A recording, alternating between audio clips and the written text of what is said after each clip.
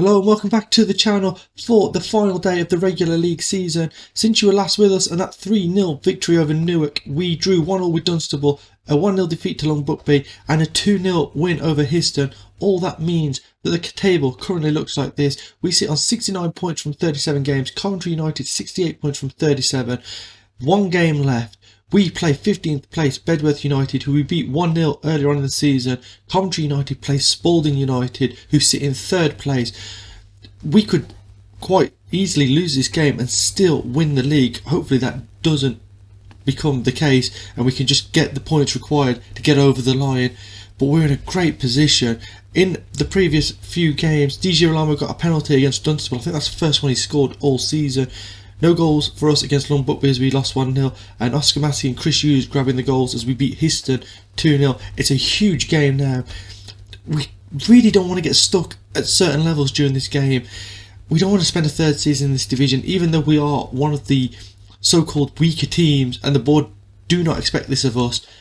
We just have a quick look at the squad. Oscar Massey, top goal scorer with 14, and like I said in a previous episode, for the first time in 3 seasons we've got a number of players scoring goals. So Oscar Massey's got 14, DJ Olama's got 10, Ian Jackson Jr.'s got 8, Connor Benson's got 5, Charlie Williams has got 5, and Jay Rollins has got 5. This episode will either be the last game of the season and the playoffs, or the end of season review alongside this last game. All depends on what we can do today. We're going to get into the game straight away. There are the fixtures. We are away at Bedworth. Coventry are away at Spalding. They're the only games that matter.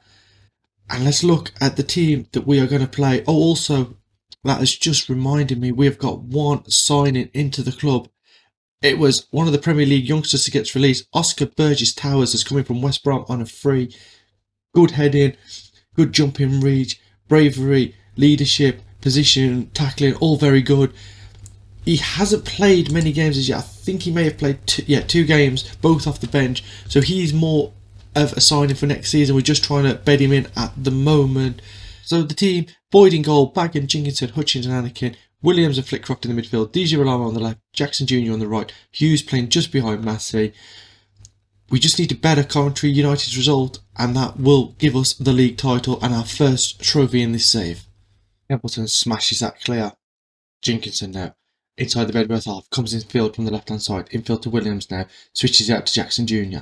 Anakin's outside of him, going to try and get to the byline, Mulligan with the tackle, but it falls back to Anakin, pulls it back, Williams, shot block, DJ Rolamo now, can he get the ball across? He can't, and Templeton smashes it clear, and there's no pressure on Jenkinson there as he can find the pass into Williams, out to Bagan now trying to get the cross in, towards Massey, headed away, Flitcroft, hits the shot from distance and he's hit the bar and it's gone over, and a goal kick to Bedworth. 15 minutes in here to this game and it's still 0-0 at Spalding. Jackson Jr., I think he was offside, yeah he was. Shot was wide anyway, into the side netting. And we're looking at that game, that Spalding United game, because if we can't do our job here, we're relying on Spalding stopping Coventry from winning. Jenkinson now with his free kick, and that's a weird one as he goes back to the attacking midfielder Hughes, who sat very deep here for the free kick. A little bit of triangle passing there. But we're not really going anywhere. We don't want to get caught out because we're going to be overloaded at the back. But Jackson Jr. now has the ball, the byline, headed away. Bagan can pick it back up. Can he get the cross in to the byline? He does. It's a woeful cross and Files can flick it away. But Anakin on the near side has the ball. Back to Flitcroft. That's a great ball in and it's volleyed in by Anakin and Massey misses the target. And that was a very weird passage of play. The ball out to the near side, it was just volleyed in, like bicycle kicked in. And Massey couldn't find the target with the effort. And we've been very good here. And Crawford has scored for Spalding on 34 minutes. It's 1-0 to Spalding. And this makes half time very crucial for us now. We've been the better team. Just keep doing what you're doing. Everyone looks inspired or motivated, apart from Chris Hughes. For some reason, he doesn't like that. So we move into the second half here. 2 points the advantage over Coventry United. As it stands, they need to win, so they need 2 goals from somewhere. We have been dominant in this game, but as we've seen in these episodes before, when we've been dominant in games, we do sometimes throw results away. Into the final 15 minutes of the game, Spalding still lead by a 1-0 over Coventry United. We still haven't found the back of the net here, despite being on top. We've made a triple substitution, trying to keep things fresh. There is a highlight here with 5 minutes to go as we have possession of the ball. Jenkinson over halfway to the left hand side and Bagan. Play between the two and a great ball from Using to Benson. Back to Bagan. Gets the cross in. Massey, was he onside? He's headed the ball straight at Constable. The flag has gone up. It's poor again from him to be offside. But the header, even if it's... Oh, throwing comes in, headed away. Hodnett needs to get it away, and he does. Not as long as I'd like, but we hold on to possession of the ball. Great play, switch ball, and it's cut out, and Goss can bring it forward now. Deegan on the near side. We don't want to concede an 89th minute goal because this will make things very, very tense. Ball in towards Goss, and there's a penalty been given. With 30 seconds of normal time on the clock, Goss is going to step up to take this and give Bedworth United the lead. He does, and this time we concede a penalty on the final day of the season, and it's 1-0. I think that's Goss's second goal of the game, and it'll probably be the winner. And we just sit and hope that Coventry United do not get an equaliser against Spalding. And it looks like they haven't.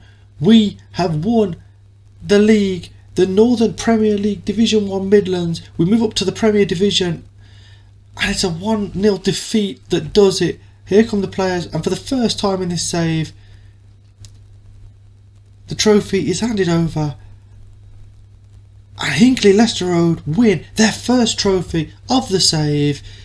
1-0 defeat here as we celebrate at the Oval, a ground that's 10-15 minutes away from the home ground of Hinckley Leicester Road, and the celebrations are on. It said before the game we'd sold a reported 300 tickets for this game, and we probably have took a good number of fans here to this game, and promotion has been confirmed. It's not been a great performance in terms of the numbers. We had a good amount of shots on target. We probably should have found the net at least once. We didn't. Our XG was pretty good and pretty steady throughout the game, but we've got over the line by hook or by crook. We are promoted after what has been a really mismatched season for us. Bedworth United 1, Hinckley Leicester Road 0. Hinckley Leicester Road up as champions. So we've only just got into the changing rooms, and we're going to get the news through. Hinckley Leicester Road have won the Northern Premier League Division 1 Midlands title, lift it on the final day of the season, even though we got that 1-0 defeat away at Bedworth. Now this is the important one. Board set initial budgets. What are they going to give us? £5,000. Wow, that frees up. We were spending over. We've got a committed spend of 3,800. Sorry, that gives us 1,200 quid. We will once again move some of the scouting budget across, so that might make around about 5,700 available for next season. We can build on the squad that we have got. What are the last little bits of news? Teams secure playoff spots. Stamford and Shepshed get their places in the playoffs. And there it is. Hinckley Leicester Road fans are in jubilant mood after Daniel Derby led them to the incredible feat of winning the Northern Premier League Division 1 Midlands. And spokesperson has called me one of the best managers around. Absolutely fantastic stuff. We'll be back for the end of season review in a moment when that comes through. I think it normally comes through the day after the season finishes. Here we are, time for the end of season review at the end of the 2023-24 season. Let's get started. Let's get into the new arrivals. Hugo Jenkinson and Lewis Hutchins, 7.35, 7.32. Brilliantly done. They became the main centre-back partnership after Samuel Nsumbu left. Oscar Massey came in from Birmingham Heath. He got 14 goals, 7.26. Toby Raisin, he only played 4 games, but 7.17 in the games he did play. Charlie Williams, I thought, was fantastic. He was everywhere at points during that season. 5 goals, 7 assists, 7.15 average.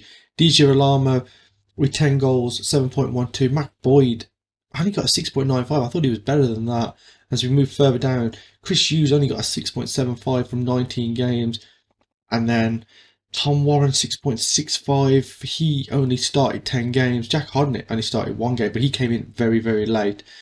And the competitions, FA Cup, we were knocked out in the first qualifying round by Felixstowe. We beat Highworth, we beat Redhill, and then we got absolutely smashed off the park by Felixstowe. It was a really poor performance at that point in the season because we'd started so well.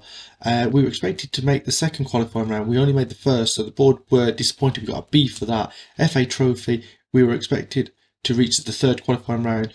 We kind of threw that game, 1-0 defeat against Northwich Victoria. We changed the team quite a lot for that game. We just wanted to focus on the league, not too bothered by the FA Trophy personally. Moments to remember: biggest win was a 4-0 win away at Belper. Oscar Massey getting the opening goal, Benson with 2, and DJ Rolamo rounding it off in that 4-0 victory. Match to remember was a 2-0 win away at Wisbech. Nick Jackson and Era Jackson Jr. getting the goals either side of half time. And the goal of the season was Jay Rollins' 92nd minute strike in a 3-0 away win at Cambridge City. This is a goal here. Rollins picks the ball up into Gigi Rolamo Massey. Rollins who continued his run, and that is a fantastic strike in off the underside of the bar. Finances for the season. Sponsorship went up from 1.87 to 4.37k. No broadcast revenue as normal. Corporate and hospitality doubled from 1.26k to 2.77. Competition prize money from £775 to just under £4,000, and our match day commercial and retail up from just under £19,000 to just under £25,000 and £363 in total merchandise sales. Best 11 is as follows. It's Boyd, Bagan, Jenkinson, Hutchins and Anakin, Flickcroft and Williams in the midfield, DJ Rolamo on the left, Rollins on the right, and Hughes playing behind Massey. Important there where you've got Massey getting 14 goals, DJ Rolamo getting 10. I think it was one of the other forwards also got 8 or 10. I can't remember. I think it was Era Jackson Jr. I think got 8 or 10 goals as well. Very crucial that everyone was finding the back of the net for us. Accolades, no record breakers again this season. Fans Player of the Year was Lewis Hutchins. Young Player of the Season was Hugo Jenkinson. Signing of the Season was Lewis Hutchins. Goal of the Season, as we just saw, was Jay Rollins. Top goal scorer was Oscar Massey with 14. First time that we haven't broke the 20 goal mark. Most assists was Charlie Williams. Most Player of the Match awards was Lewis Hutchins.